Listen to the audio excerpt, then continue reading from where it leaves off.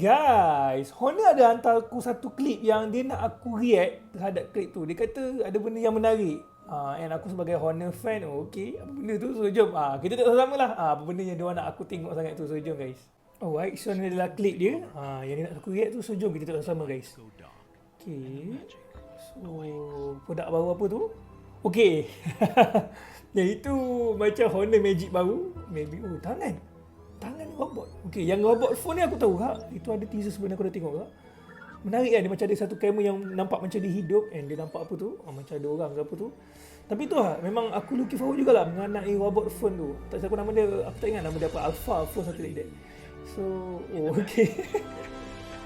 Ada humanoid robot. MWC dia pun nama. So, yup. Menarik. So basically dekat teaser tadi tu aku pasal ada Honor Magic baru, aku assume V6, and then of course ada tunjuk robot phone yang pernah juga diorang bagi tahu dekat sebelum ni. Ada video konsep dia sebelum ni which memang padu. Aku looking forward kat itu. And last kali tu yang aku tak expect humanoid robot pun dia ada. Adakah Honor akan jual humanoid robot itu?